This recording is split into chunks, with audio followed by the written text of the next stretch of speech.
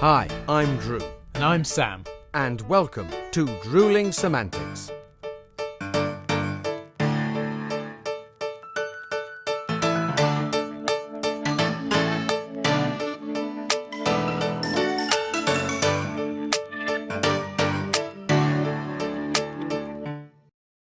Hello and welcome to Drewling Samantics, coming to you live from the Sahara Desert. Well, no, obviously it's not, but it certainly feels like it at the moment. I'm going to do my best to make sure that I don't melt before the end of today's show. And I suppose I better check that Drew hasn't evaporated as well since he's been out doing open air theatre. Mate, are you there? Here I am, mate. I've Good. wrung myself out. I'm not quite melted in the heat of Brighton, but I've survived. Everything is good. Everything is good. Mate, first of all, cheers. Good to see you. Thank you, mate. Oh, you're on the water? Yeah, I'm on the tea. I'm icebergs ahoy on this one today as well, mate. It's so warm. It is really well. I've got, as you said, the Drewling Samantics mug is out with the working later, so I'm on the tea. There we go. That's fair enough. And how have things been? How's the show going? Really, really well, thank you, mate. Yeah, we've had some lovely audiences. It has been warm. It has been warm. Let's not deny this. Given the fact that we're all wearing sort of nice heavy tweed suits and hats and raincoats, ironically at one point, but we're surviving. It's a very interesting discipline, working outside, but also in the heat, because you really do have to, I mean, we had two shows yesterday, and in the afternoon, 2:00, it's 28 degrees. And so you have to kind of be careful and pace yourself and just keep hydrated, not only for, keeping going, but also the voice and everything as well, because, it's not easy. But then in the evening, it's a delight, because around about 8:00, the sun's starting to set. It's nice and cool. It's nice and still. And then, of course, the midges and the mosquitoes come out. I mean, so you are fighting the elements to an extent. To a degree. I shall touch wood when I say this, because it's not looking very likely that in the next couple of days that it will. However, you've avoided the wet stuff from the sky thus far. The four-letter word, do not say it. But yeah, thus far, and as you say, forecast is looking good. But that's my week. We opened a couple of days ago. So, and we run until Saturday. So we've got a show today, 2 on Saturday, and then it's goodbye to One Man, Two Governors. But ticket sales have been good. And it's good for the theatre, because the Brighton Open Air Theatre, it's not funded in any way. So it survives on donations and purely on ticket sales. So given that they've got a limited period of operating as well, because of weather and the elements, they do some good stuff as well. So everybody gets a chance to go. Have they had much in before you, since obviously everything kicked off? Do you know? Yeah, I mean, they've picked up reasonably well. They were working because they're open air during the unwelcome guest. After that, they, almost like no other venue, were able to open because they are fully air conditioned. They're outside. Yeah, the best kind of air conditioning. Absolutely. So they were able to function quite early on with social distancing, obviously. They sit about 400 or so. So they were getting in social distancing just under 200, selling well because the weather was good and there was nowhere else to go. But they were, by definition, quite safe from an unwelcome guest point of view. So, they kicked back operating, but they needed to, because like a lot of theatres, they needed to get back to work. Well, yes, and we know, having spoken, months and months ago to Julianne, hearing about how difficult it was for venues to get financial support. Some were luckier than others. Some found it easier than others. But that's all neither here nor there, because essentially what every venue needs is to be fully open, working, bringing people in, the public in to watch shows. So that's the only way you can really keep surviving. Well, Brighton Open Air seem to have turned it around quite nicely, and we're doing good business. And as you say, the weather is perfect for an evening. People bring their picnics and sit there and watch us slog our guts out in the heat and drink Prosecco and sandwiches. It's like, hey, you carry on, guys. Don't worry about us. But it is very enjoyable. I'm having a lovely time. So what's your week been looking like, Mr. Dunning? Not as open air and exciting as yours, that's for sure. Been quite sort of admin-y based, and the usual bits of voiceover here and there, and applications and audition tapes and things like that. Essentially, just kind of chasing things down and making sure that I'm getting enough work to keep me going forwards. So constant communication with my agent and making sure that I'm kind of chasing down those things and looking for the work in the right areas and things that I want to be doing to progress in my career, really. So yeah, you do find those periods where it goes a bit sort of quiet, but like we've said in the past, we're never really quiet because we're always doing that prep. It's often, I mean, all I've done this week, all I've done is the show. I've traveled. We've had a tech week as well. So I've traveled to Brighton, done the show, come home. It's late, go to bed, get up in the morning. That is your job, and it's enjoyable, and I've got virtually nothing else to think about because it's full on in that respect. But then next week, there won't be anything. And like yourself, I'll be on the phone to my agent, or my agent knows that I'm free. I'll be doing, like you say, hunting down the work and that. And that's kind of when the real work, when the nitty gritty starts again, So the fun bit's being stood on a stage or in front of a camera or wherever you happen to be in front of a microphone. That's the kind of almost the end product. Yes, granted, the real end product is watching something back or seeing a production on a stage.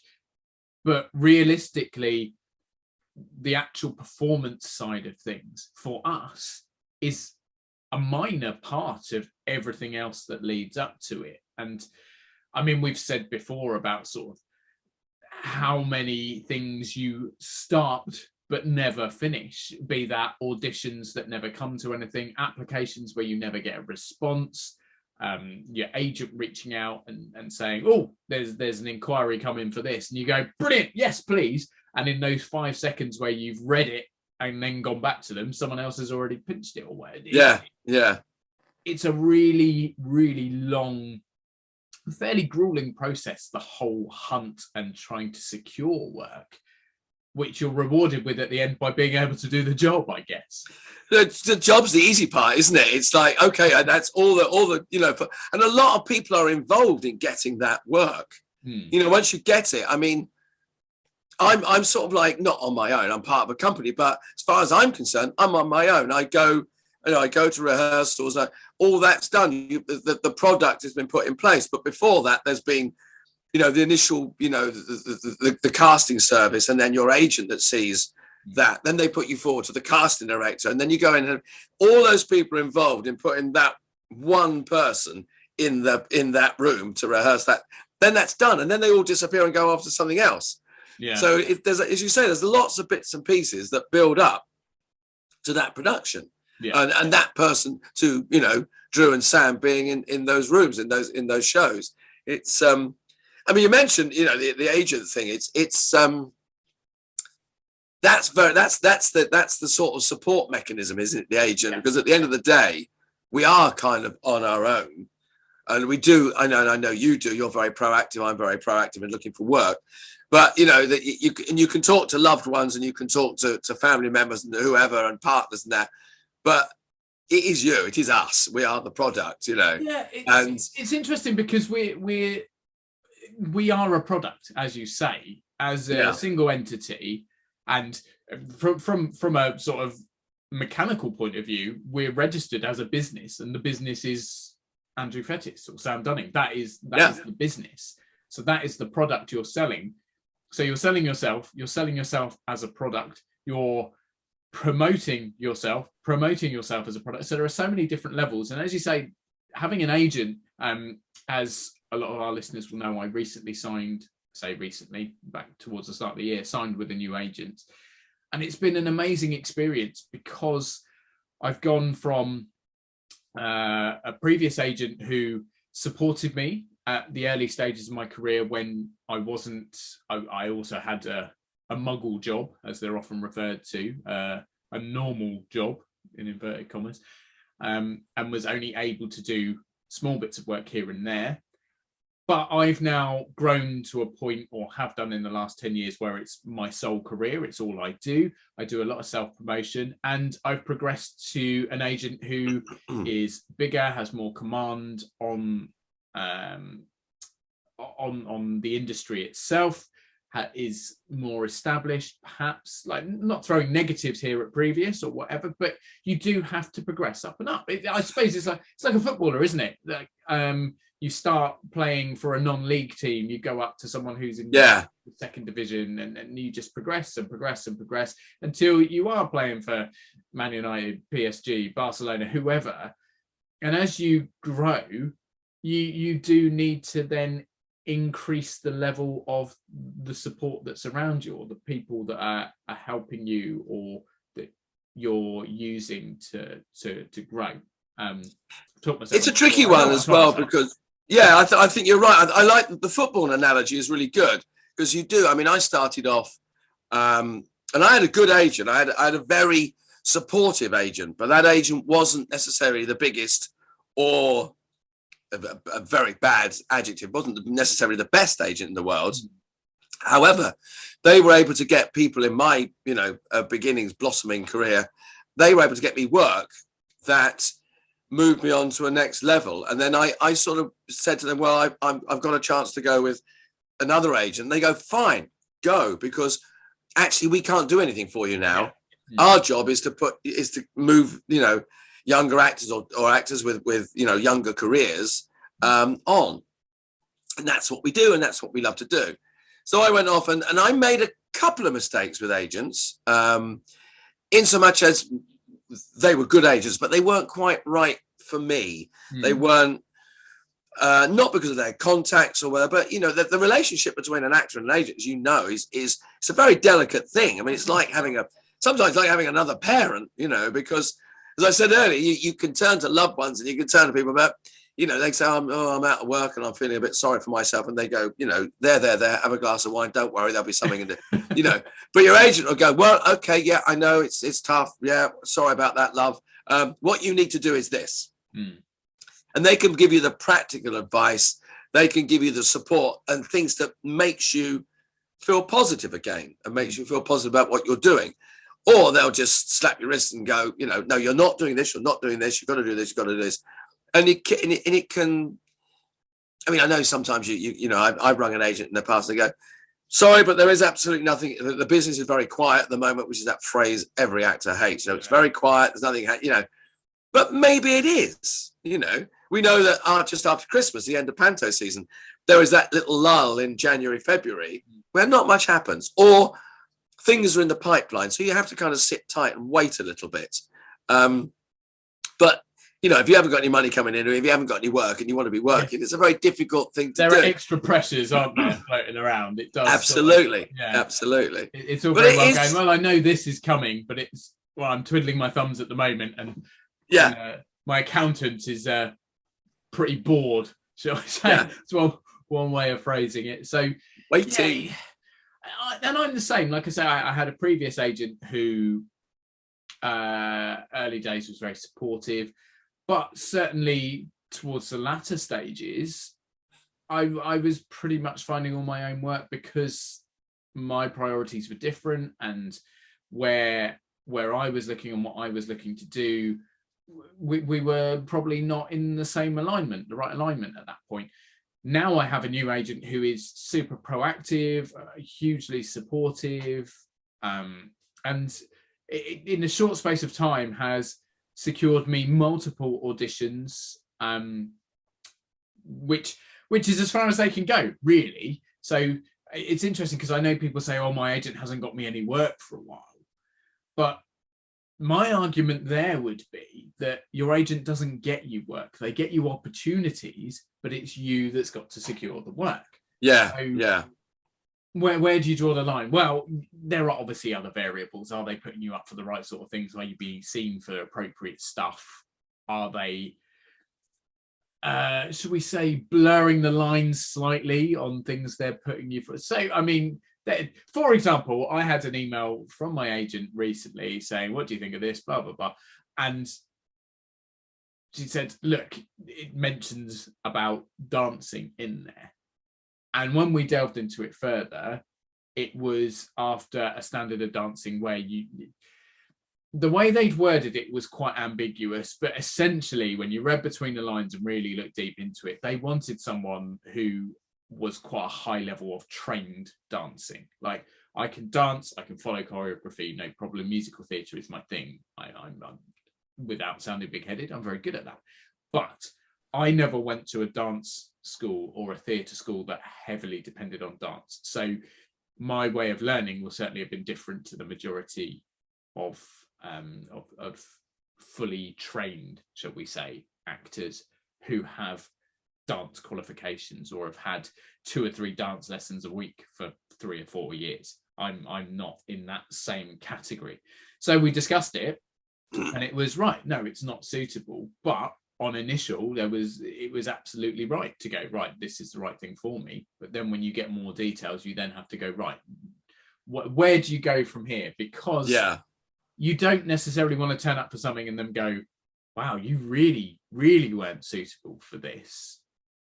So that discussion, because that can reflect negatively on both you and your agent, can't it? So absolutely, yeah. There are lots of discussions to be had over every single thing, but I've found that my new agent is excellent. And I keep saying new agent. We've been together for a good few months now, so I should just say agent. But yes, it's a very proactive relationship. It's a very open, communicative relationship, which I think has been invaluable for me for this year. I think I mean, you too. I mean, I mean, you want an agent that's there, that's supportive and knows exactly where you put. But you also use, like you say, you want an agent who's going to take a punt on things and go, hang on a minute. You know, I think it's not quite what they're saying, but you've got everything there. Let's give them something to think about. Let's stick you up and see what happens. And I know my agent's done that a couple of times, and I've got the job, and they've gone, oh, okay, yeah, didn't think about that. Yeah. Come in, do it well, and go, actually. And you know, sometimes there's that phrase that you do something, and then you get a reply back to the casting director says, oh, they've gone another way. You know, with the casting, and it's line, oh yeah, you know, Sam, Drew, they were wonderful, but they've gone another way with the character. And I think I've been on occasions gone another way with the character. I think I've got a job, and they've gone, oh yeah, we'll have him, not that. I think the one we all hate. I think I'm the one. And on occasions, I may well have been the one that they've gone another way with. But that's what you want. You want an agent that's going to go, okay, yeah, but I will take a risk. I will push the boundaries. And as you say, that can the step, isn't it? Yeah, I mean, that can work, but also if you get it terribly wrong, that can reflect badly on the agent and the actor. But I think there's a sense of bravery, and you know, also, I mean, I've suggested to my agents, you know, I've said to agents, my current agent and agents in the past, I've said, oh, I think you should put me up for that. They go, no.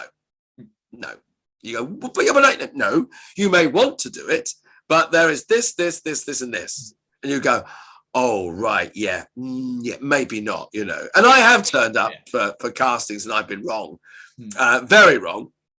And I've done the sort of, I think I'll, you know, and they've gone, yeah, all right, yeah, don't worry, we'll just say you didn't turn up, or you know, you cancelled or whatever, you know, because you get in a room and you go, no, I'm not going to put myself through this. No, I mean, and it's that fine line, isn't it? It's knowing how far you want to push, and that's the skill of an agent, being able to.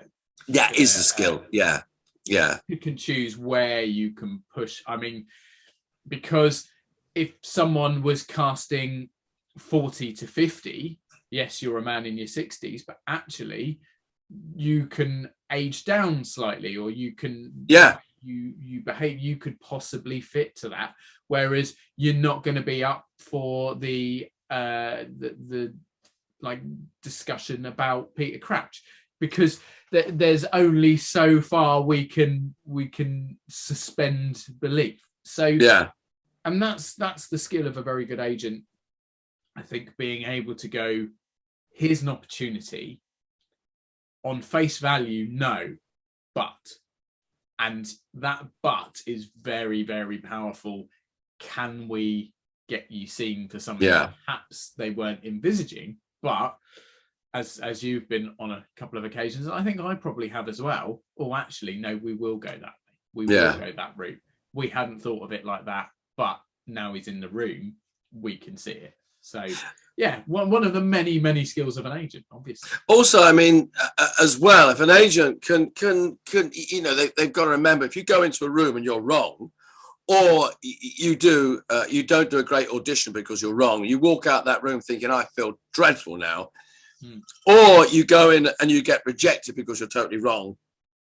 You know, your agent's got to, they're not only protecting your interests professionally and financially when it comes to negotiating contracts, etc. They also got to protect the human being, because we are, you know, human beings. I mean, people say, oh, my agent works for me. Nah, you work together. Yeah. You know, you work with each other. Yes, you pay them commission, but in the meantime, you know, they've worked bloody hard. I mean, I know all agents work very hard, or good agents work very hard. You know, just because you haven't had a casting in a couple of days, or you haven't heard from them, doesn't mean that they haven't in the background been working 8 hours a day, sending out submissions, ringing people, trying to find those opportunities, you know, and all that time they don't get paid for.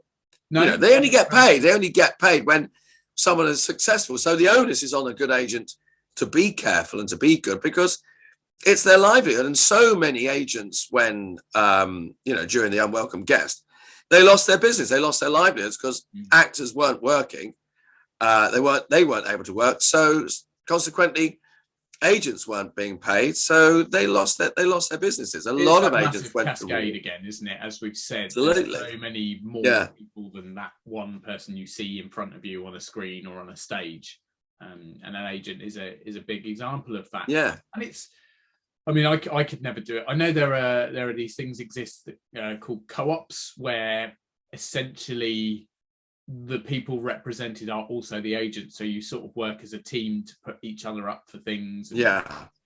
It's never appealed to me, really. It's, I guess it's going to sound horrendously selfish, but surely 99 times out of 100 your focus is going to be sorting yourself out, which, yes, is selfish, but equally that's your business. So I don't know. I think it's one of those things. I mean, I've never been a member of a co-op. I know people that have been. I know people that are now, and some of co-ops are enormously successful. I mean, really, they've got big people on, and I think you have to be of a mind to go, okay, we want the co-op to be successful, therefore we want all the clients to be working, and we all want to be working for each other. And I think you've got to have that mentality, rightly or wrongly. I think I would be good at it, but I think I would quite like to be, I'd like all the kudos as the agent. You know what I mean? I'd like to. I quite like to see us as sort of, have the to get to know that I was the one that did everything and followed it all through. But yeah, I suppose you would be sitting there putting yourself up, but I don't. I suppose it is that attitude, isn't it? It's a cooperative, and you're working for the good of the whole and the individual as well. So it's a tricky one. You've got to go in knowing that, haven't you? You've got to go in thinking, right, this is a job, rather than this is how I've got an agent. If that makes sense. But also, I suppose on the flip side as well, because you are that involved in the agency, you know an awful lot of what is going on that you wouldn't otherwise know as an actor working with an agent, not being involved. I suppose that an opportunity for inside knowledge. Absolutely, yeah. So it's, I mean, and also you could never get lost in a co-op, because they are by nature fairly small. And compact units. Whereas, I mean, I've been with agents in the past, and I've suddenly gone, hang on a minute, you've got 160 people on your books and 10 people that are exactly the same as me. That's why I'm not getting any work. it's a really good point. That was a massive consideration for me when I started looking for a new agent. One of my main focal points was, who else do they represent? And it's a double-edged sword, really, because you want them to have amazing people on the books, because that suggests that they're good and they get these people work and that they are of a high level that will secure you work. But you don't want anyone really, really good who, from my perspective, is mid-30s, tall, dark hair, sort of deepish voice. Like that's not, because you don't want to clash. No, I don't want another musical theatre bloke who, so from an agent's point of view, I guess they could go, well, that way I'm getting 2 bites of the cherry. Like 2 out of 100 is better than 1 out of 100. But they then have, and I don't know the agency side of it necessarily, but I imagine there's then that thing where casting directors might go, they're literally just trying to flood me. They're just throw as many as you can till something sticks, kind of thing. Yeah. Well, I think I know agents that have done that, and I know people that have been on agents' books, and they said we suddenly turned up to a casting. There's 5 other people from the agency all going for the same job. It's like, well, who are you really doing this for? Are you doing this for the actor or the agency? Yeah. And it's, like you say, it's blanket bombing. It's like, well, get someone in, I'll get some money, which can make, I don't know whether that reflects, I think it reflects more on the agent, worse on the agent than the actors, because the actors, we can only go where we are told and where we hope we're going to get work. So, but yeah, is there always that danger of getting lost in a big agency? And an agent's thinking, well, the more people I've got, the more chance I've got of getting work. But, and then the other thing is that, a bad agent is worse than having no agent, because there are so many ways of representing yourself these days with all the casting services. People moan about Spotlight, but if you're a member of Spotlight, you've got a good basis, a good support mechanism there. You've got a website where all your information is there. You've got a breakdown service as well. Okay, you don't see all the breakdowns because that goes to agents first. But I know actors that haven't got agents, and they work very, very well, and actually get themselves a lot of really good work as well. But is that question of like, when do you need an agent? Well, when don't you need an agent? So I guess I'm almost an example of that to an extent, because, as you know, I'm agent represented, but not for my modelling work. So my modelling work is all self-managed, because that's something I've already done. My first agent was quite open and said, I've never been involved in the modelling side of the industry. I wouldn't even pretend to know the first thing about that side of it. So happy for you to kind of carry on. And that for me has always worked. And again, I'm very fortunate now that my agent is very flexible and understands that I do have already existing contracts or bits like modelling work and voiceover work that I've always done, that I will manage myself alongside everything else that's going on. And that's another thing. A good agent, from my limited experience, is someone who is flexible and is well aware that, yes, they represent you, and yes, they want to be involved in anything that you're doing, and they want to be kind of, if you're being successful, then they want to be part of that, because you are representing them, albeit, as you said earlier, they technically work for you. But it does go both ways. Like, it does. If you go out and do a bad performance, their name is attached to you. Or if you behave inappropriately on a set or on a job or whatever, then it does, that mark extends beyond just you as a person or an entity. Your agent. Well, yeah, because they will turn around and go, "Who's his agent? Who's her agent?" Yeah, won't use them again. From them again. If this agent is happy having this kind of dickhead on their books, then what other plonkers have they got? Yeah, exactly. So, but yeah. So I've seen both sides of it. My modelling work is self-managed, so I will always put myself up for stuff in that respect. I mean, there are the odd commercial castings and things where the lines are slightly blurred. Yes. Anything that is very much modelling workshops or editorial stuff tends to come through my self-managed side of the modeling industry. So I see both bits, and I don't envy my agent in any way, because I know what a slog it is to do that. Fortunately, I only do it in sort of a small area, but then you throw in theatre, voiceover, film, TV, everything else that all goes together, and you think, bloody hell, I drown in that. Yeah. In that scenario. Well, I mean, it's interesting because some agents go, no, I'll represent you for, theatre, television. Then they, you got the commercial agent that will do commercials. And as you say, voiceovers, a lot of people have a separate voiceover agent because there is so much work in each field that one agent, I mean, sometimes under an umbrella, they'll have a department for voiceovers, a department for commercials, etc. But a lot of agents aren't that big, or and a lot of people say, oh, I like to keep my voiceover work separate from my acting work.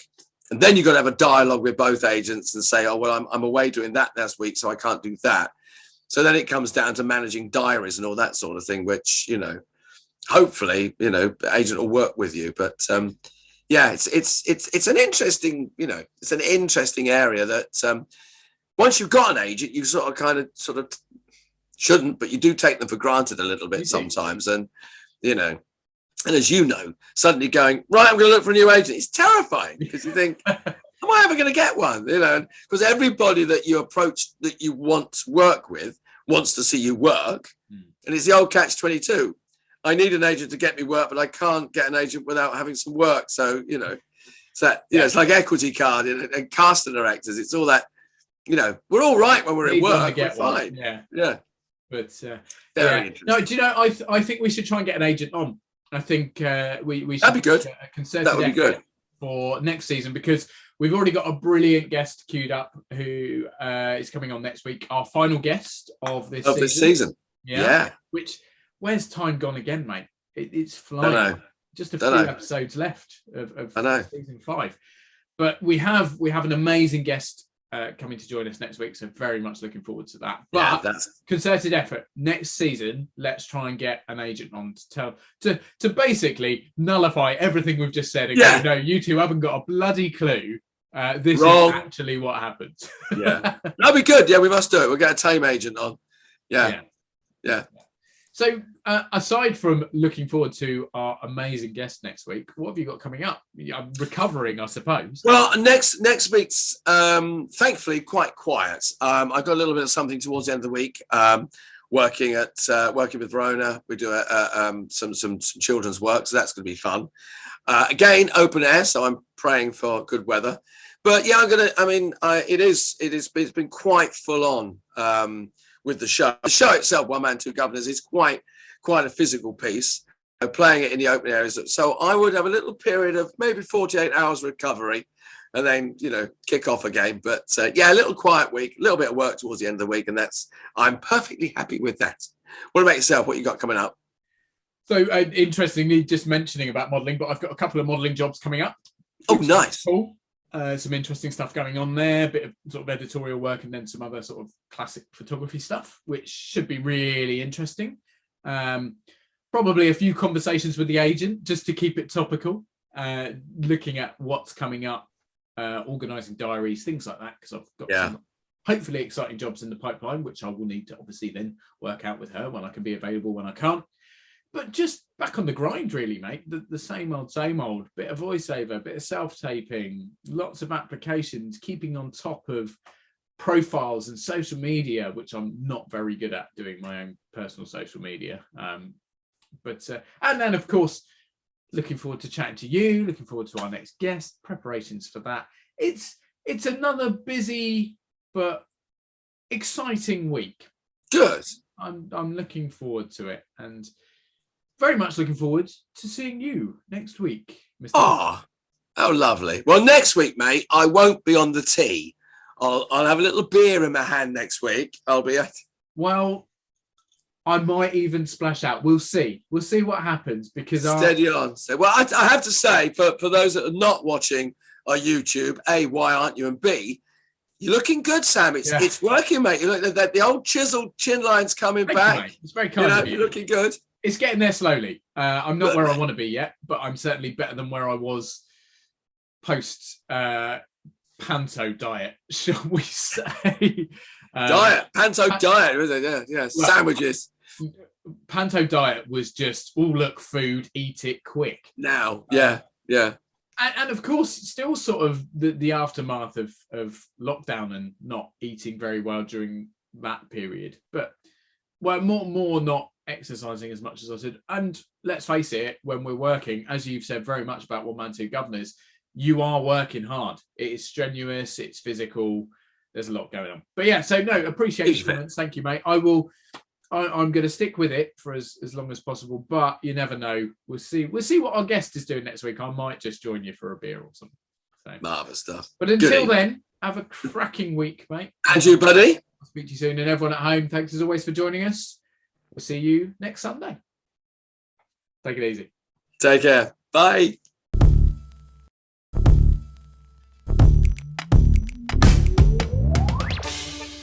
Thanks again for tuning in. We hope you've enjoyed watching this episode of Drewling Samantics.